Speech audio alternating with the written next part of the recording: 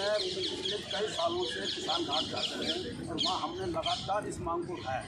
नमस्कार, आप देख रहे हैं जन भारत 24। मैं हूं आपके साथ जया बिष्ट। जैसा आप देख रहे हैं, मैं इस वक्त मौजूद हूं दिल्ली के जंतर मंतर में और मेरे साथ यहां कुछ लोग जुड़े हुए हैं जो भारत के पूर्व प्रधानमंत्री चौधरी चरण सिंह जी को भारत रत्न देने की मांग के लिए यहां पे आ रखे हैं। सर, क्या नाम है आपका? मेरा नाम है कन्हैयालाल राठौर। कहाँ से आए हैं आप? दिल्ली से। जी। तो फिर आपकी क्या मांग है कि जो हमारे एक्स प्राइम मिनिस्टर है उनको भारत रत्न दिया जाए? जी, देखिए, ये मेरी मांग नहीं है, ये पूरे देश की मांग है और ये उस हर एक व्यक्ति की मांग है जो कि देश के अंदर खेती करता है, मिट्टी से जुड़ा हुआ है और हर एक किसान की ये मांग है। क्योंकि मेरा मानना ये है कि अगर चौधरी चरण सिंह जी को भारत रत्न दिया जाता है तो सिर्फ वो चौधरी चरण सिंह जी को भारत रत्न नहीं होगा, वो पूरे देश के हर एक किसान को दिया गया सम्मान होगा। तो आपको क्या लगता है, जैसे अगर सरकार भारत रत्न दे को, एक्स प्राइम मिनिस्टर को, उसकी जगह अगर ये किसानों के लिए सरकार कोई नया कदम उठाए, उनके लाभ के लिए कोई नया कदम उठाए तो ज़्यादा अच्छा रहेगा? देखिए, बहुत अच्छा सवाल आपने किया कि किसानों के लिए अगर वो उठा दे। ये सरकारें करती रहती हैं, ठीक है। हर 5 साल में देश के अंदर सरकार बदल जाती है और हर सरकार किसान के लिए कुछ ना कुछ काम करती है। लेकिन जो रत्न की बात होती है, रत्न का मतलब ऐसा होता है कि जिसकी कोई कीमत ना हो। हालांकि चौधरी चरण सिंह जी अपने आप में ही भारत के रत्न हैं। भारत रत्न देना एक बहुत सम्मान की बात है, लेकिन इससे किसानों को क्या फ़ायदा होगा? अच्छा, क्यों नहीं देना चाहिए, मैं पूछता हूँ। देना चाहिए, ज़रूर देना चाहिए, पर आपको नहीं लगता कि अगर इसकी जगह किसानों के लिए कुछ नई योजना बनाई जाए? ठीक है। अब मान लीजिए आप कह रहे हैं कि अगर उन्हें भारत रत्न ना दे करके किसानों के लिए कोई बेहतर योजना बना दी जाए। आपने एक लाइन सुनी होगी कि मोटिवेशन। जब एक व्यक्ति को सम्मान मिलता है तो वो लाख गुना मोटिवेट हो जाता है, लाख गुना। अगर भारत रत्न चौधरी चरण सिंह जी को दिया जाता है तो आप ये समझिए कि जब मैं ये कह रहा हूँ कि देश के हर एक किसान का वो सम्मान होगा, तो आप ये देखिए कि उसका जो कद बढ़ता है, वो ज़मीन से जहाँ पर वो कम काम कर रहा होगा उस हौसले से बहुत ज़्यादा काम करेगा। क्योंकि उस एक ऐसे व्यक्ति को भारत सम्मान रत्न मिलेगा जो उसकी बात करता आया था आज तक। आज कोई भी सरकार है वो किसानों की बात करने पे क्यों मजबूर है? वो इसीलिए मजबूर हैं क्योंकि एक समय पे चौधरी चरण सिंह जी ने उनके लिए काम किया है। चाहे वो ज़मीन को लेकर के कानून की बात हो, चाहे वो फसल को लेकर के बात हो, या फिर आर्थिक और राजनीतिक उत्थान के लिए अगर किसी भी व्यक्ति ने किसानों के लिए काम किया आज की डेट में, वो चौधरी चरण सिंह जी के हैं। अब मान लीजिए कि हम ये कहते हैं कि चौधरी चरण सिंह जी को भारत रत्न नहीं देते हैं जी, हम किसानों का कर्जा माफ़ कर देते हैं। आपकी वाली बात करता हूँ, ठीक है। जैसा आप कह रहे हैं कि हम कोई योजना बनाते हैं, ये तो करते ही है ना। आप देख रहे हैं किसान दिन प्रतिदिन कितनी सुसाइड कर ले रहे हैं, कर्ज में इतना कर्जा जिनको हो रखा है। देखिए, किसानों की जो हालत देश के अंदर बनाई गई है वो जानबूझ के सरकारों के द्वारा बनाई जाती है। उसका रीज़न ये है कि अगर जिस दिन किसान गरीब इस देश का विकसित हो जाएगा, पढ़ लिख जाएगा और वो मूल धारा से जुड़ जाएगा, साथ ही साथ में उसका राजनीतिक और आर्थिक उत्थान हो जाएगा, तो देश के अंदर बहुत सारे नेताओं, बहुत सारे राजनीतिक दलों की राजनीतिक जो उनकी ज़मीन है वो ख़त्म हो जाएगी। क्यों?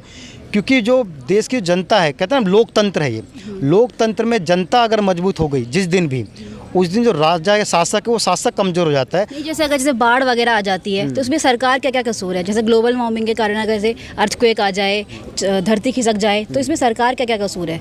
तो अभी कहीं पे खिसकी है? ये जैसे बाढ़ आ जाती है तो इतना सारी जो फसल है वो नष्ट हो जाती है, तो इसमें सरकार का क्या कसूर है? मैं भी पूछ रहा हूँ, अगर बाढ़ आ जाती है तो सरकार का किसानों का तो नुकसान हो जाता है ना। उसी पे आ रहा हूँ। देखिए, जब बाढ़ आती है, तूफान आता है, सर्दी आती है, तो कौन उनको खिलाता है देश को? वो तो सरकार ही हेल्प करती है। नहीं, कौन पैदा करता है? क्या चीज़? जो फसल है वो किसान लगाता है, किसान पैदा करता है, ठीक है। अब जब हम ये बात करें, किसान जब ज़मीन पे खेती करता है, आपने कहा कि भूकंप आ गया तो उसमें सरकार कुछ नहीं कर सकती, बाढ़ आ गई सरकार कुछ नहीं करती, प्राकृतिक आपदाएं हैं। लेकिन प्राकृतिक आपदाओं से किसान का नुकसान होता है, होता है ना। तो जब किसान का नुकसान होता है और किसान जब टूट जाता है बुरी तरीके से, तो आप कहते हैं कि सरकार उनके लिए योजना बनाएगी। सरकार को उनके लिए आर्थिक सहायता देनी चाहिए ना। दे रही है ना सरकार। कौन सी सरकार नहीं देती? सभी देती है। तो उसमें नया क्या करेगी? आप ये सोचिए, जितनी भी सरकारें हैं 1947 से लेकर आज वर्तमान तक, क्या सरकारों ने किसानों के लिए योजनाएं नहीं बनाई? बनाई है ना। एक और बना देंगे, है ना, यही तो होगा। तो हम ये कहते हैं आप योजना बनाते हैं, आपका काम है वो, आप सरकार में बैठे हुए हैं, सरकार का काम है। अगर हिंदुस्तान की आबादी 130 करोड़ लिखित में है, अगर हम वैसे काउंट करेंगे अनऑफिशियली तो वो 200 करोड़ के आसपास में होगी। आप ये मान के चलिए देश की जो भी सरकार हो उसकी नैतिक जिम्मेदारी है कन्याकुमारी से लेकर कश्मीर तक और गुजरात से लेकर अरुणाचल प्रदेश आसाम तक इस धरती पर जो भी व्यक्ति पैदा हुआ है उसका पेट भरने का, उसका आर्थिक सामाजिक उत्थान करने का सरकारों की जिम्मेदारी है, हमारे संविधान में है। ये उनकी नैतिक जिम्मेदारी है। अब उसी में से कुछ ऐसे लोग जो इस देश को आगे राह दिखाते हैं, उनका मार्गदर्शन करते हैं, उनको सम्मान दिया जाता है। आपको क्या लगता है सरकार सुनेगी, भारत रत्न दिया जाएगा? जल्दी दिया जाएगा, सुनेगी और सुनना पड़ेगा। सर आप क्या कहना चाहते हैं? आज आप धरने पे आए हैं तो क्या मांग है आपकी भी? मांग हमारी वही है जो अभी राठौर जी ने पूरे विस्तार से आपको बताया कि चौधरी चरण सिंह के किसान नेता थे और किसानों के ही नहीं, वो हर वर्ग के और हर समाज के प्रति उनके अपनी उन्होंने काम किया है। और वो उनको रत्न तो पहले हम उनको रत्न मान चुके हैं, पर एक सम्मानित जो सम्मान सरकार देती है उस सम्मान के हम आज यहाँ बैठकर मांग कर रहे हैं सरकार से। सर आप क्या कहना चाहेंगे?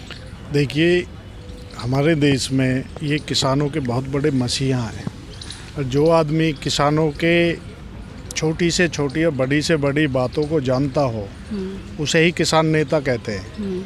कहने के लिए तो बहुत लोग किसान नेता बनते हैं, लेकिन उनको ये भी नहीं पता कौन सी फसल कब पैदा होती है और किसानों को किस किस प्रॉब्लम से गुजरना पड़ता, कैसे अपना भरण पोषण करता, अपने बच्चे को पढ़ाता, अपने बच्चे को आगे बढ़ाता, उस पर कितनी कठिनाइयाँ आती हैं, उस पर उनको नहीं ध्यान जाता।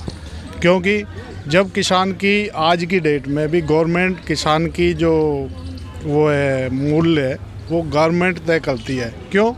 उद्योगों का मूल्य उद्योगपति तय करता, तो किसान क्यों नहीं अपना मूल्य तय कर सकता? क्या उसको हक नहीं है इस देश में रहने का? 70% 65% किसान इस देश की धरती पे है, जिससे पूरी आर्थिक व्यवस्था चलती है। पूरी दुनिया कोरोना में एक नीचे आ गई थी, लेकिन भारत का जो किसान ही था जिसने अपनी अर्थव्यवस्था को थामे रखा। तो क्या उसको हक नहीं है अपने मूल्य का आकलन खुद करने का? उसे क्यों नहीं करने देते? ये भी होना चाहिए। गवर्नमेंट को ये भी सोचना चाहिए कि भाई ये किसान है, इसकी फसल उगती है, जिस दिन उसकी फसल उग के आती है मंडी में उस दिन वहाँ दलाल खड़े हो जाते हैं। जहाँ 2800 का रेट गवर्नमेंट देती है वहाँ 2000, 1500, 1600, उसमें इतनी प्रॉब्लम हो जाती है।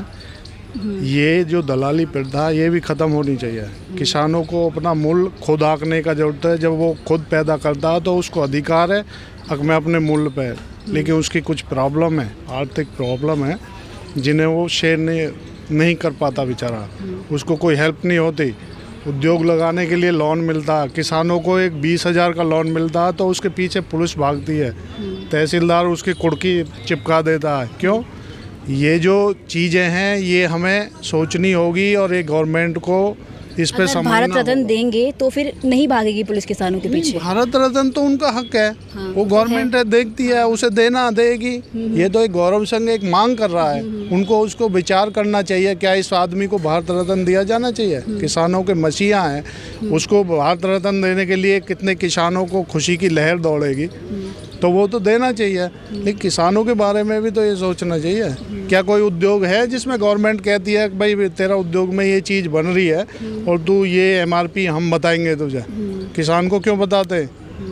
ये नहीं चाहते किसान ऊपर आए, उसका बेटा IAS बने, PCS बने, अधिकारी बने, तुमसे जवाब तलब करे, नहीं, ये चाहते ही नहीं है। हर गवर्नमेंट 70 साल से यही हो रहा था।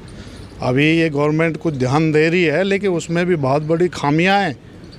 उसमें भी खामियां आप कभी अभी NCR से अलग आप जाइए कहीं, उस पर मंडी में जाइए, वहाँ जाइए, जब वो किसान फसल लाता है तो बेचारा 3 दिन सोता है वहाँ पे ट्रॉली में अपनी मूंजी को लेकर, गेहूँ को लेकर, क्योंकि उसका ये प्रॉब्लम है, इतने का बिकेगा, कहाँ ले जाए बेचारा? उसे सबका वो खाद का भी उसका सबका पैसा देना होता है, अपने बच्चे की फीस भी भरनी होती है। तो इन चीज़ों पे भी ध्यान देना चाहिए गवर्नमेंट को। मेरी यही प्रार्थना गवर्नमेंट से, किसानों के लिए जितना हो सके ज़्यादा से ज़्यादा, उनको भी एक इस भारत में रहने का अधिकार है तो उनकी भी फसल पे ध्यान दिया जाए। उसमें ये नहीं है कि आपने टैक्स लगा दिया, पुलिस वाले ने उसकी गाड़ी रोक दी, क्यों ले जा रहा मूंजी भर के, ऐसा नहीं होना चाहिए। उनको भी अधिकार है अपने उसका मूल्य तय करने का। अमूल का भी दूध का रेट बढ़ रहा, मदर डेयरी का बढ़ रहा, क्या किसान इतनी मेहनत करता है उसे अधिकार नहीं है? उसके दूध का आप गांवों में जाके देखो कि एनसीआर से अलग 40 रुपए किलो दूध बिक रहा, उसका 35 रुपए किलो दूध बिक रहा बेचारे का। क्या करे, उसकी मजबूरी है, उसके पास इससे अलग कोई साधन नहीं है, वो रोक नहीं सकता इस चीज़ को, वो रोक नहीं सकता। उसके पास अर्थव्यवस्था ऐसी नहीं है कि वो कुछ दिन के लिए अपना अनाज रोक दे, होल्ड कर दे, फिर बेच दे, जैसे कि ये बीच के लोग करते हैं। तो गवर्नमेंट को इसमें ध्यान देना चाहिए, हमारे माननीय मोदी जी को, राष्ट्रपति जी को और भारतीय जनता पार्टी को। यही मेरी मांग है कि हमारा किसान खुशहाल है तो देश खुशहाल है। ठीक है सर। तो देखा आपने यहाँ पे जो लोग जुड़े हुए हैं उनकी क्या मांग है कि एक्स प्राइम मिनिस्टर चौधरी चरण सिंह जी को भारत रत्न दिया जाना चाहिए। आपको क्या लगता है कि ये सही मांग है या फिर देना चाहिए? देंगे तो क्या बेनिफिट्स होंगे इसके, किसानों पे क्या असर पड़ेगा? कमेंट करके ज़रूर बताइए।